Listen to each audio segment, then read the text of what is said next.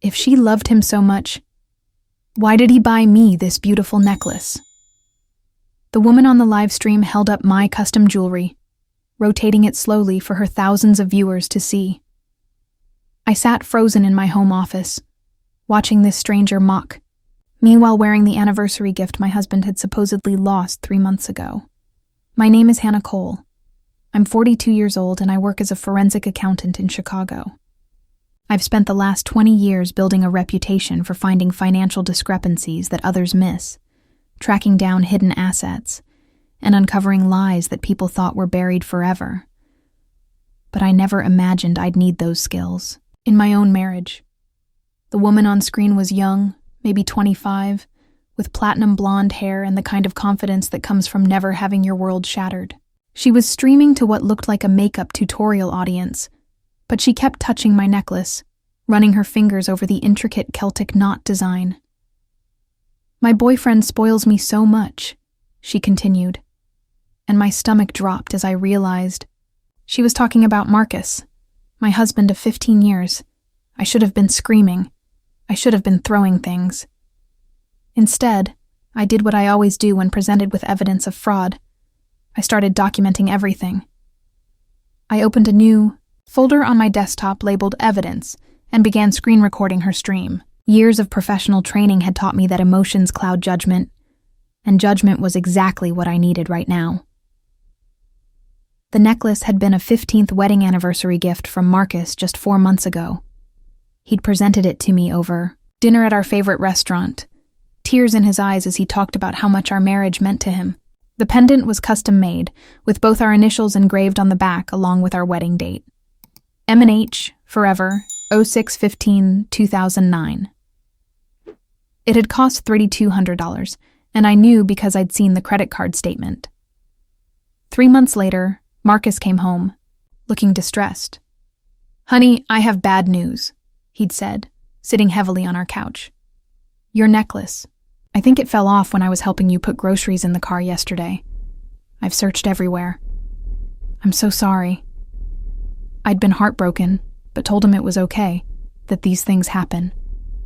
Now I knew exactly where it had fallen. As I watched, this woman, I'd later learn her name was Natalie Morgan, continue her stream, something else caught my attention. She kept adjusting the necklace, and when she turned at just the right angle, I could make out the engraving on the back.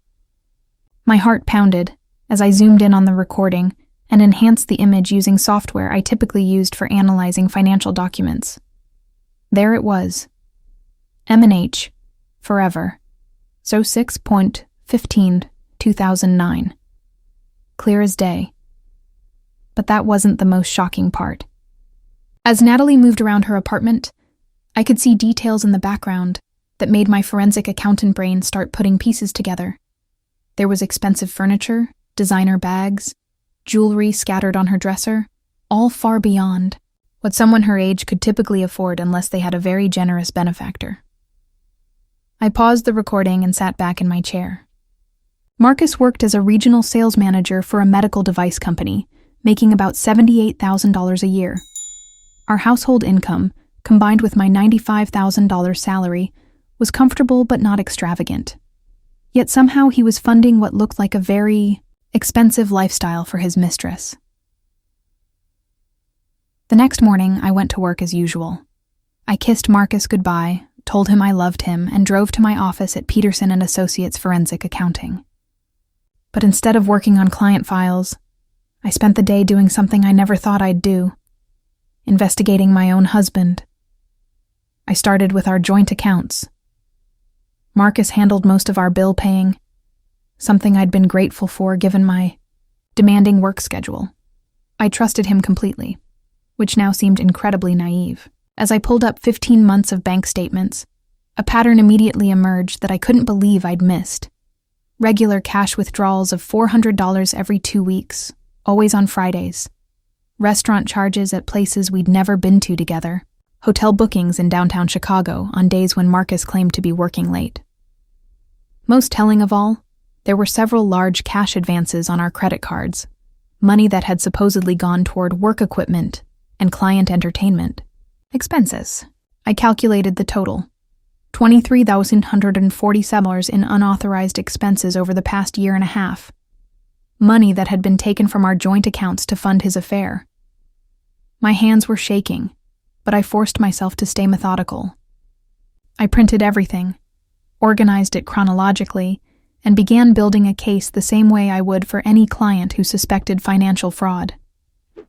Because that's exactly what this was. That evening, Marcus came home with flowers.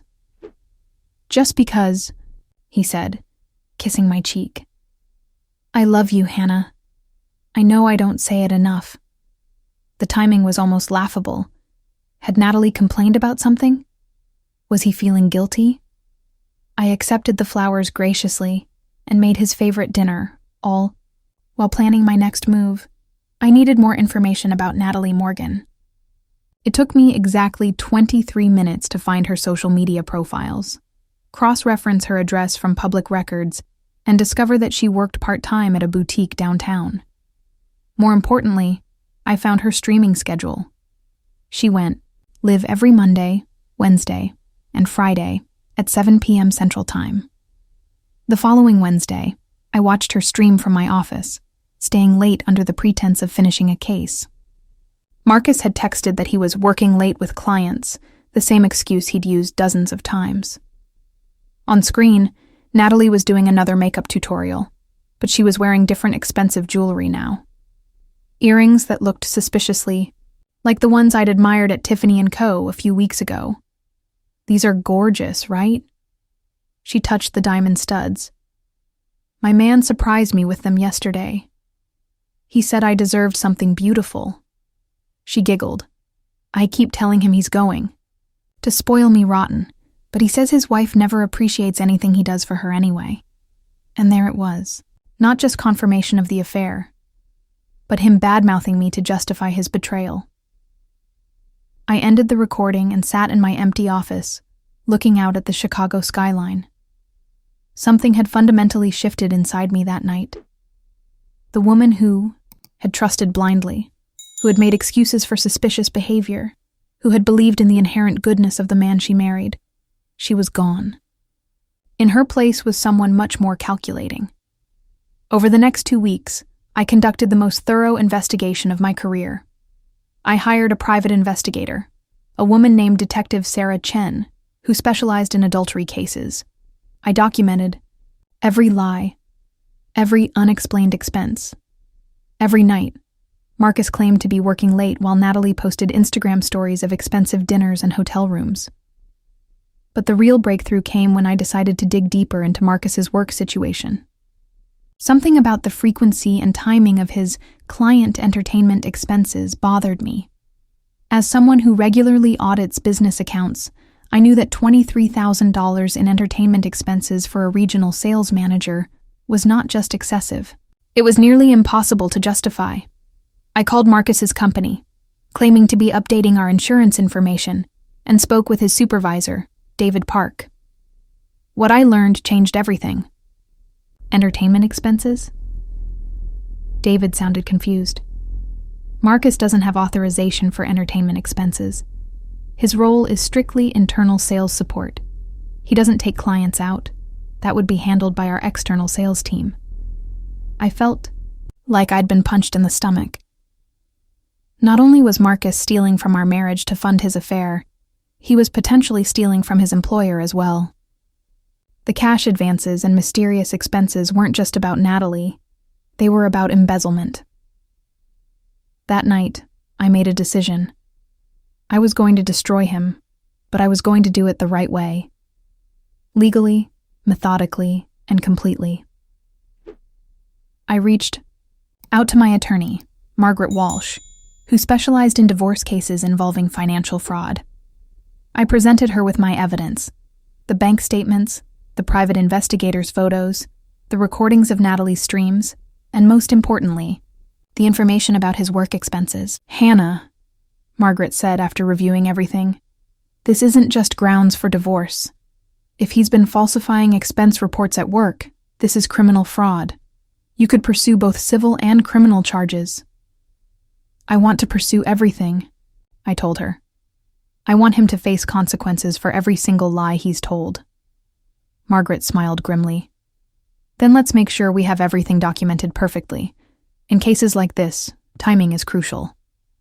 We spent the next week preparing. Margaret contacted Marcus's employer discreetly, confirming that an internal audit would likely reveal significant discrepancies in his expense reports. We prepared divorce papers that would freeze all assets immediately upon filing. Most importantly, we planned the timing too. We spent the next week preparing. Margaret contacted Marcus's employer discreetly, confirming that an internal audit would likely reveal significant discrepancies in his expense reports. We prepared divorce papers that would freeze all assets immediately upon filing. Most importantly, we planned the timing to coincide with something that would cause maximum damage to Marcus's carefully constructed lies. That something was the company's annual awards dinner, scheduled for Friday, March 15th. Marcus had been bragging for weeks about being nominated for Regional Manager of the Year, an award that came with a $10,000 bonus and significant recognition within the company. He'd bought a new tuxedo and had been talking about how this could be his pathway to a promotion. What Marcus didn't know was that I'd already confirmed with David Park that the company's internal audit department would be announcing their findings about irregular expense reports at the same event. Corporate had been planning to make it a cautionary tale about fiscal responsibility, but they had no idea their example was sitting right there in the audience. On Wednesday, March 13th, I watched Natalie's stream one final time. She was particularly excited, showing off a new dress that she claimed cost $800. "My boyfriend is taking me somewhere really special on Friday," she gushed to her viewers. "He said it's a fancy work thing, and he wants me to meet some important people. I think he might finally be ready to leave his wife." The irony was beautiful. Marcus was planning to bring his mistress to the very event where his embezzlement would be exposed. I called in sick to work on Friday, something I'd never done in 15 years of marriage except when I had food poisoning. Marcus seemed genuinely concerned, bringing me tea and asking if I needed anything before he left for the biggest night of his career. "I'm so proud of you," I told him, managing a weak smile. "You deserve everything that's coming to you tonight." At 6:47 p.m., I received a text from Detective Chen. "They're both at the Marriott downtown. Marcus checked into room 247 at 5:30. Girl arrived at 6:15. Awards ceremony starts at 7 in the main ballroom." I put on my best black dress, the one Marcus had always said made me look intimidating, and drove downtown. I'd arranged to meet Margaret in the hotel lobby at 7:45, right after the internal audit presentation was scheduled to conclude. The timing had to be perfect. At 7:52 p.m., my phone rang. It was David Park, Marcus's supervisor. "Mrs. Cole? I'm afraid I have some very serious news about your husband. Is there somewhere private we can talk?" "Actually, Mr. Park, I'm downstairs in the hotel lobby. Would it be possible to meet in person?" There was a pause. "You're here? At the hotel?" "Yes. And I believe there are some things we need to discuss about Marcus's financial activities." 20 minutes later, I was sitting in a conference room off the hotel lobby with David Park, 2 representatives from corporate HR, and the company's head of security. I laid out everything I'd discovered: the unauthorized cash advances, the falsified expense reports, the systematic theft from both his employer and his family. "Mrs. Cole," the HR director said slowly, "this information corroborates everything our internal audit discovered. We were planning to terminate Marcus immediately after tonight's event and refer the matter to authorities. But what you're showing us suggests the scope of this fraud is much larger than we initially thought." "There's something else," I said, pulling out my tablet. "I believe Marcus is upstairs in room 247 right now, with the woman he's been spending your money on." The head of security, a former police detective named James Wright, leaned forward. "Are you saying we could potentially catch him in the act of violating company policy while he's simultaneously under investigation for embezzlement?" "That's exactly what I'm saying." At 8:31 p.m., hotel security, accompanied by James Wright and myself, knocked on the door of room 247. I could hear scrambling inside, hushed voices, someone saying, "Just a minute." When Marcus opened the door, still adjusting his bow tie, his face went through several expressions in rapid succession. Confusion, recognition, fear, and finally, a desperate attempt at indignation. "Hannah? What are you doing here? How did you—" "Hello. Marcus, I think we need to talk." Behind him, I could see Natalie hastily trying to collect her things. She was wearing my necklace, the earrings, and what looked like a very expensive bracelet I'd never seen before. When she realized I was staring at her, she had the audacity to smirk. "Oh, you must be the wife," she said, sauntering over with fake confidence. "Marcus has told me so much about you. Don't worry, honey. I'll take good care of him when you're gone." I looked at her calmly. Natalie Morgan, 25 years old, works part-time at Bella Vista Boutique, streams makeup tutorials 3 days a week. You live at 1247 Oak Street, apartment 3B, which costs $2,800 a month. Quite expensive for someone making $12 an hour at a boutique. Her smirk faltered. "How do you know all that?" "Because unlike my husband, I'm actually good at my job. The jewelry you're wearing, the rent you're paying, the restaurants you've been posting on Instagram, it all comes from stolen money. Money. Stolen from me, and money stolen from his employer." Marcus stepped between us, his face red with anger and panic.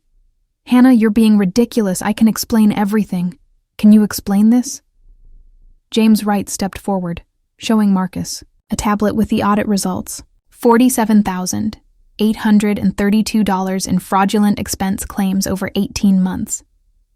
"Can you explain falsifying receipts, claiming entertainment expenses you weren't authorized to make, and forging supervisor signatures on expense reports?"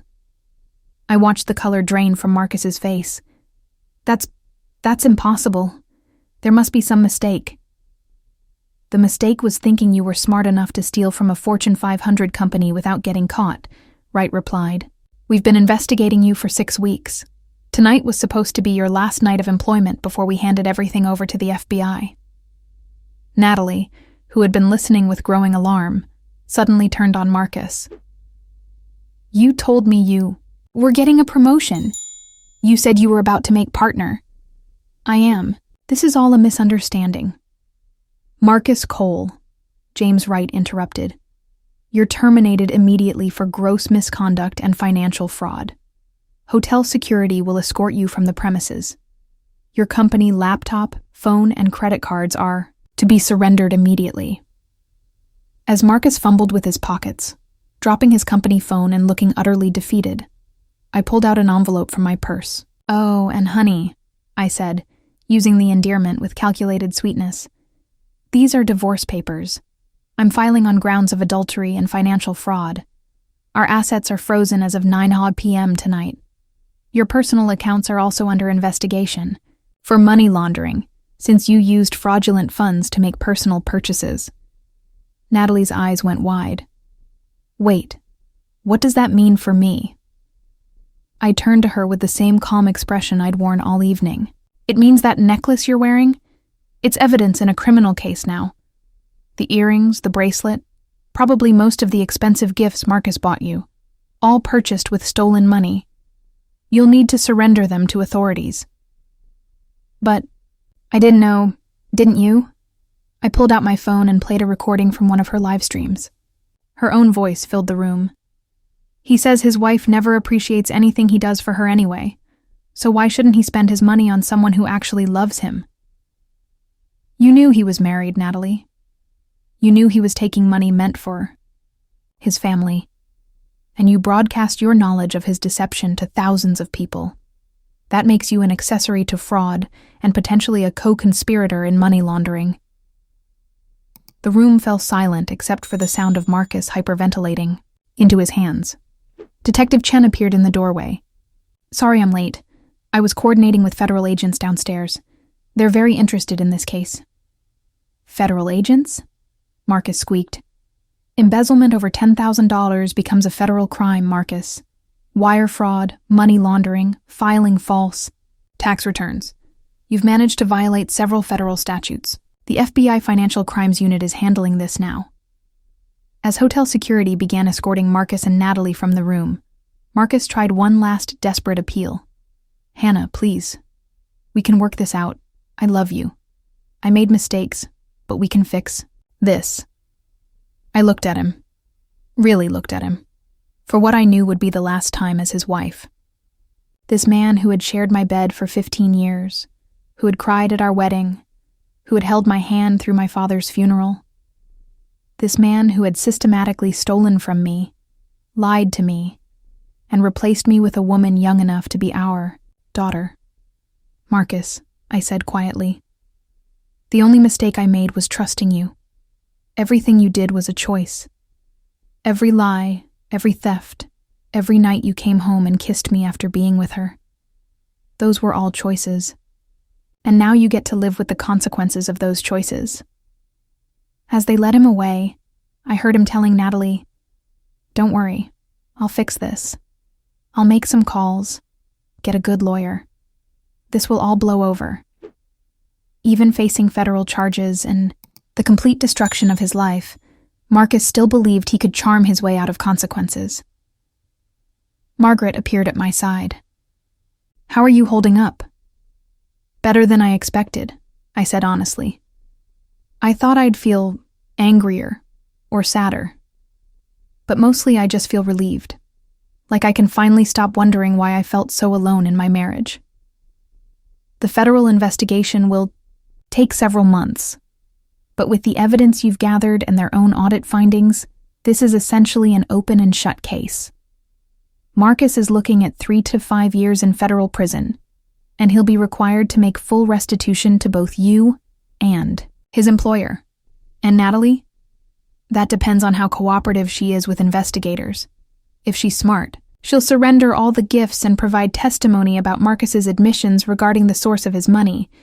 If she tries to keep the jewelry or claim ignorance..." Margaret shrugged. "Accessory charges carry their own penalties." As we left the hotel, I felt my phone buzzing with notifications. Detective Chen had been monitoring Natalie's social media accounts, and apparently she'd gone live on Instagram from the hotel bathroom, crying and ranting about how Hannah Cole ruined everything, and how I was a psycho-stalker wife. "She's still streaming?" I asked Chen. "Oh yes. She's telling her followers that you ambushed them and that Marcus is innocent. She's also showing off the jewelry and claiming she has every right to keep it since it was given to her as gifts." Margaret laughed. "Well, that just made the prosecution's case much easier. Nothing like a defendant confessing to receiving stolen goods on a live stream." The next morning, I woke up alone in my bed for the first time in 15 years. But instead of feeling empty or lost, I felt something I hadn't experienced in months: peace. I made coffee in my quiet kitchen, opened my laptop, and began planning my future. The first email in my inbox was from David Park, at Marcus's former company. "Mrs. Cole, given your exceptional investigative work on this matter, our board of directors would like to discuss a consulting opportunity with you. We clearly need better internal oversight, and your skills would be invaluable to us." The second email was from a journalist at the Chicago Tribune, requesting an interview about financial fraud in marriage and how victims can protect themselves. The third was from Detective Chen. Natalie Morgan was arrested this morning for refusing to surrender evidence in a federal investigation. Her livestream last night gave prosecutors everything they needed. As I sat there reading emails and watching the sunrise through my kitchen window, I realized something important. I wasn't the same person who had discovered her husband's affair 3 weeks ago. That woman had been trusting, grateful for small kindnesses, willing to accept explanations that didn't quite make sense. This woman, the woman I was now, she was different, stronger, more careful with her trust, and absolutely certain that she would never again allow anyone to steal from her, lie to her, or treat her as dispensable. My phone rang. It was my sister Emily, calling from Seattle. "Hannah, I just saw the news. Are you okay? Do you need me to fly out?" "I'm fine, Em. Actually, I'm better than fine. I'm free." "But aren't you devastated?" 15 years of marriage. I thought about that. Was I devastated? I think I was devastated months ago, when I felt like I was losing him but couldn't understand why. Now that I know the truth, it's actually a relief. The man I thought I married never existed. The real Marcus is a criminal who stole from his family and employer to impress a woman half his age. I don't want to be married to that person. You sound so calm. You know what's funny? I spent months thinking there was something wrong with me, that I wasn't interesting enough or young enough or fun enough. But the problem was never me. The problem was that I was trying to have a real relationship with someone who was living a lie. That afternoon, I drove to the storage unit where Detective Chen had helped me secure all the evidence I'd gathered. Boxes of financial records, printed emails, photos, recordings, the complete documentation of Marcus's double life. The federal prosecutors would need most of it, but I kept copies of everything. As I was organizing files, I found something I'd forgotten about. Marcus's laptop history from our home computer, which I'd saved before he could delete it. Hidden in the browsing data were searches for how to divorce wife without paying alimony, hiding assets in divorce, and can wife access husband's work computer. He'd been planning to leave me, but he'd wanted to do it in a way that would leave me with nothing while he kept everything. The affair wasn't just about passion or excitement. It was part of a calculated plan to replace me while keeping the financial benefits of our marriage for as long as possible. I printed those search records and added them to my evidence file. Marcus hadn't just betrayed me.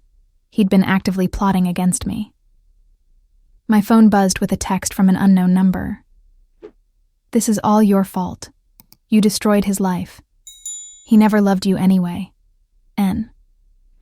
I screenshot the message and forwarded it to Margaret with a note. "Might want to add harassment charges to the list." 2 hours later, Margaret called back. Natalie just made things much worse for herself. That message, combined with her social media posts, constitute witness intimidation and harassment. The federal prosecutors are adding those charges to her case. How long do you think before this goes to trial? With Marcus's confession and the evidence you provided? I doubt it'll go to trial. His lawyers will recommend a plea deal, and honestly, that's his best option. He's looking at significant prison time either way, but a plea deal might keep him out of federal prison for a decade. That evening, I did something I hadn't done in months. I invited friends over for dinner.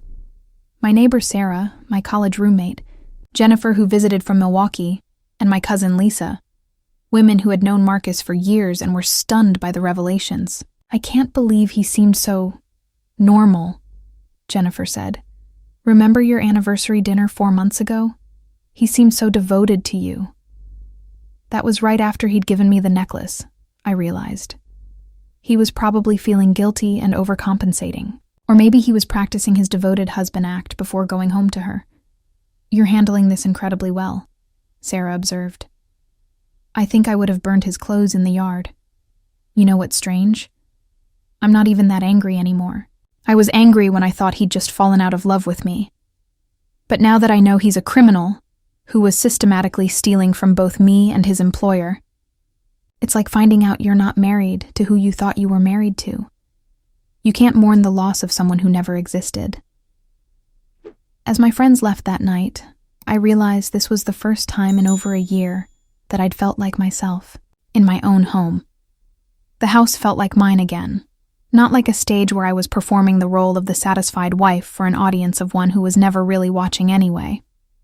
But I also knew that the hardest part was still coming. The media, attention, the trial, the process of officially divorcing and disentangling 15 years of shared life, the challenge of rebuilding my sense of trust and my ability to open my heart to someone else. Marcus and Natalie thought they had been playing me for a fool, that I was too trusting and naive to see through their deception. What they hadn't realized was that my trust wasn't naivety, it was a choice. And now I was choosing differently. As I prepared for bed in my quiet house, I felt something I hadn't experienced in years. Excitement about my future. Tomorrow would bring new challenges, new decisions to make.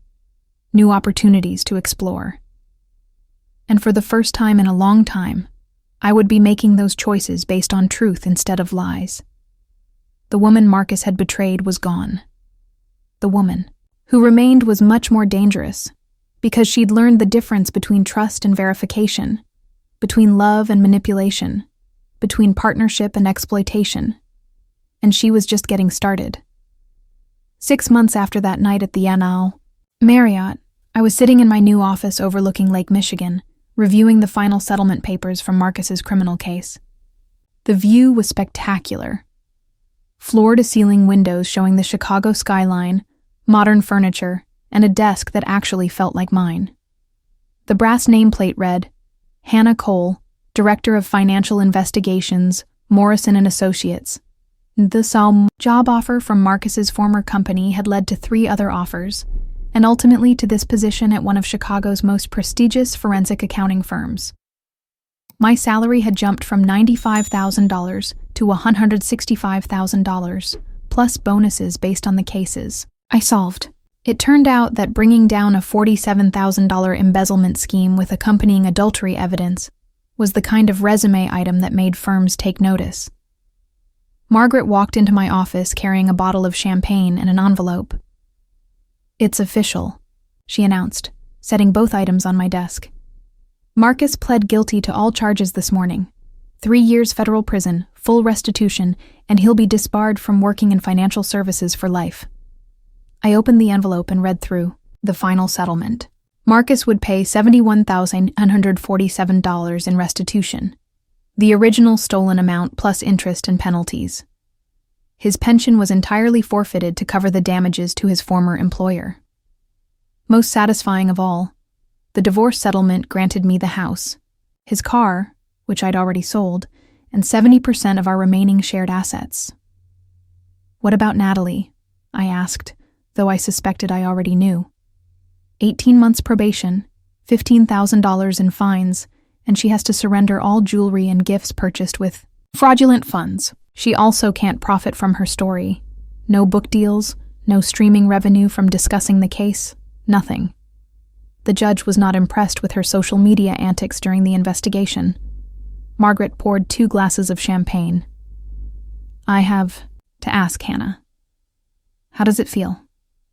6 months ago, you were a betrayed wife who just discovered her husband's double life.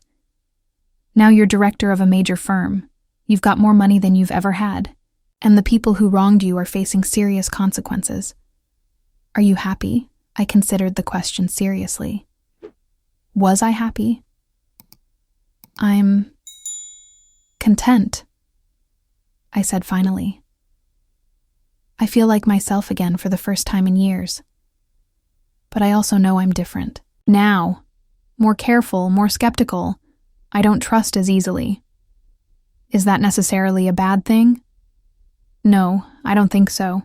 I was naive before, taking people at face value. Now I verify everything. It's made me better at my job, and it'll probably save me from future heartbreak." My phone buzzed with a text from Detective Chen. "Thought you'd want to know. Natalie's streaming channel was terminated yesterday for violating terms of service. Turns out repeatedly discussing an active federal investigation isn't great for advertisers." I showed the message to Margaret, who laughed. Poetic justice. She built her online persona around flaunting stolen goods and mocking the wife of the man who was stealing for her. Now she's got nothing to show for any of it. That afternoon, I had lunch with my sister Emily, who had flown in from Seattle specifically to celebrate the case's resolution. We went to Gibson's Steakhouse, the same restaurant where Marcus had given me the necklace that ultimately became evidence in his criminal prosecution. "You know what's funny?" Emily said, cutting into her salmon. "You seem younger now than you did when you were married. More confident, more present." She was right. For the last few years of my marriage, I'd been walking around with a constant, low-level anxiety, feeling like I was failing at something but never understanding what. Now that I knew the truth, that I'd been trying to save a marriage to someone who was actively working against me, that anxiety was gone. "I keep thinking about those last few months," I told her. "All those times he came home late. All those work trips. All those times he seemed distracted or guilty. I thought I was losing my mind, that I was being paranoid or clingy. But my instincts were right all along.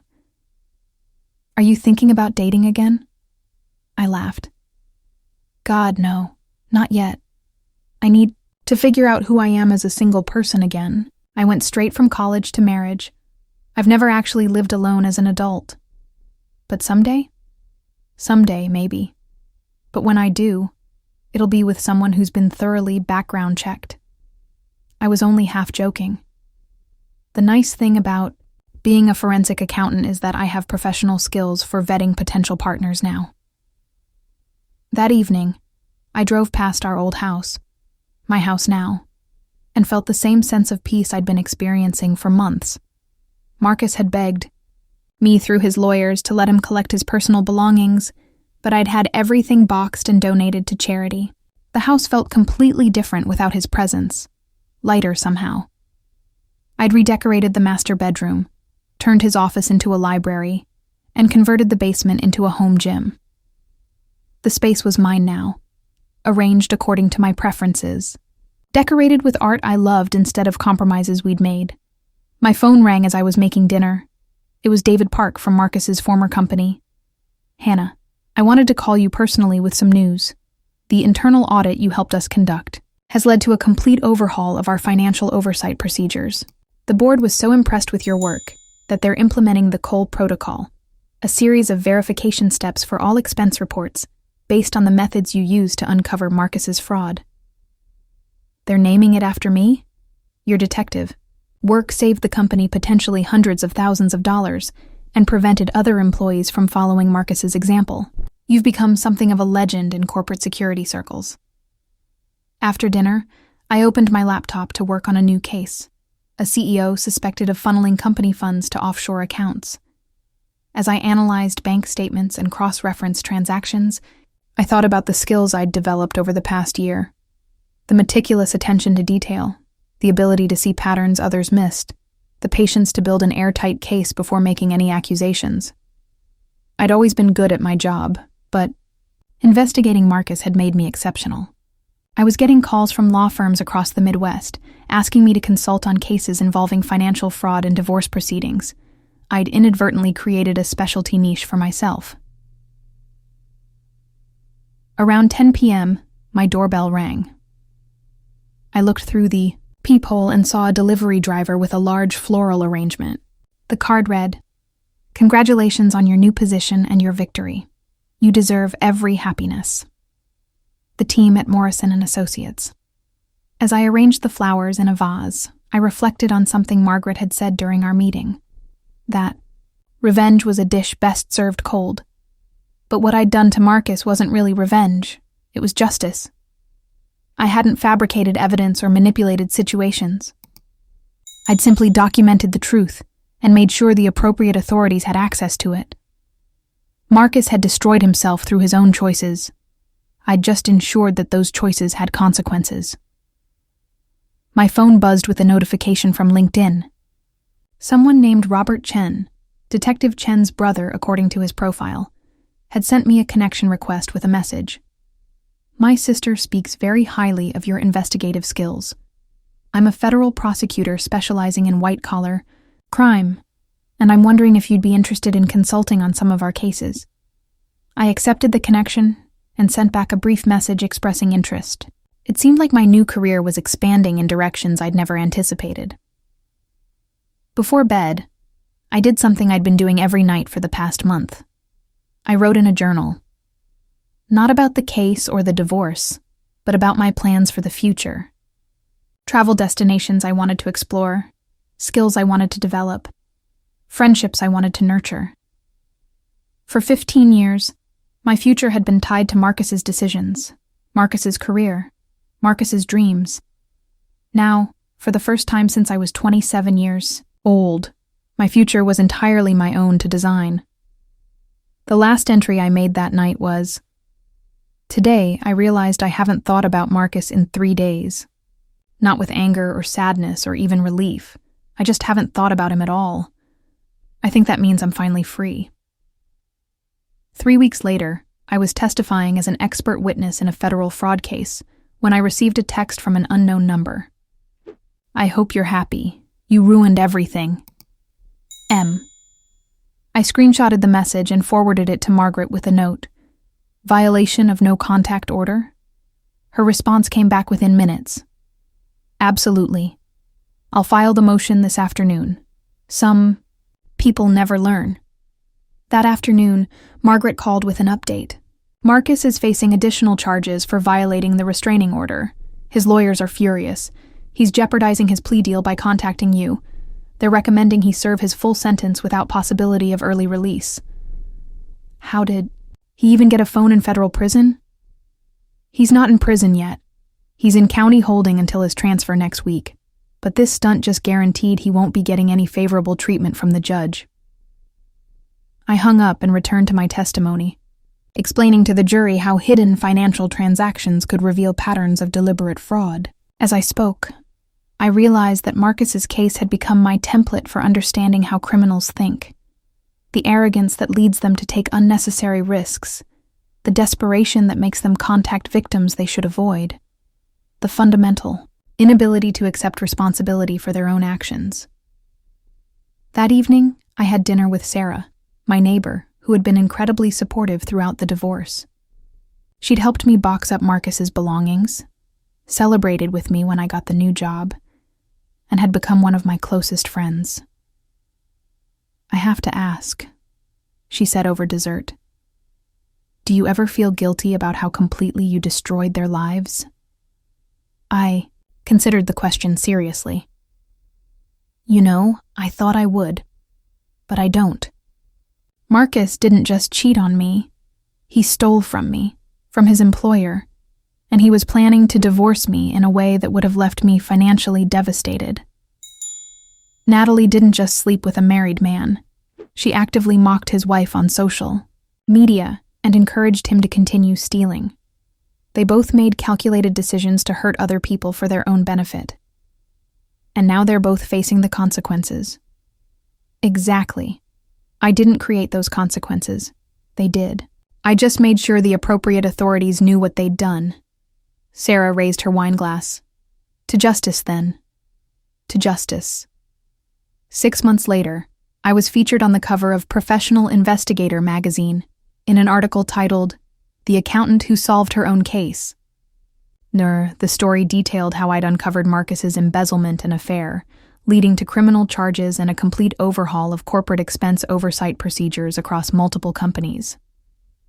The article led to speaking engagements at professional conferences, consultation requests from major corporations, and a book deal offer from a publisher specializing in true crime stories. I was becoming known as an expert in intimate financial fraud, cases where spouses or partners steal from each other. But the most satisfying development was personal. I'd started dating someone, a federal judge named Patricia Williams who specialized in financial crimes. We'd met at a legal conference where I was speaking about the importance of thorough financial investigation in divorce cases.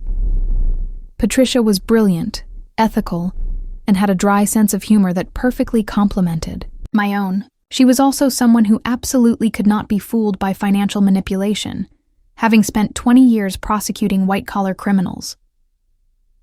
"You know what I love about you?" she said one evening as we walked along the lakeshore. "You're completely honest. After dealing with criminals and liars all day, coming home to someone who says exactly what they mean is incredibly refreshing. I used to be more trusting," I admitted, "more willing to give people the benefit of the doubt. And now? Now I verify everything, but I'm still willing to trust. I just make sure that trust is earned." 1 year after Marcus's arrest, I received notification that he was being released early for good behavior. Part of me wondered if he would try to contact me again, but mostly I felt nothing. He was a chapter in my life that was completely closed. I'd built something new, something entirely my own. My career was thriving. My personal life was fulfilling. And I'd learned skills that made me virtually impossible to deceive. I was stronger, smarter, and more successful than I'd ever been while married to Marcus. The woman who had discovered her husband's affair through a live stream was gone. In her place was someone who had turned betrayal into expertise, heartbreak into wisdom, and victimhood into victory. As I looked out at Lake Michigan from my office window, I realized that Marcus and Natalie had given me something invaluable. They'd forced me to discover who I really was when everything I thought I knew about my life turned out to be a lie. And the person I discovered was someone I genuinely liked. My phone buzzed with a text from Patricia. "Dinner tonight? I have a case I'd like your opinion on. Spouse hiding assets in cryptocurrency." I smiled and typed back. "Absolutely. Cryptocurrency fraud is becoming my new specialty. Because that's what I'd learned from this entire experience. When someone shows you their true character, believe them. When someone proves they can't be trusted, don't trust them.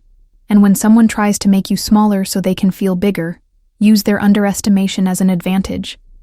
Marcus had thought he was dealing with a naive wife who would never figure out his schemes. Natalie had thought she was stealing someone else's husband without consequences. They'd both been wrong. And now they were both living with the results of that miscalculation, while I was living my best life. Honest, successful, and completely free of people who saw my trust as something to exploit rather than something to treasure. In the end, that was the best revenge of all. Not needing revenge anymore, because justice had already been served.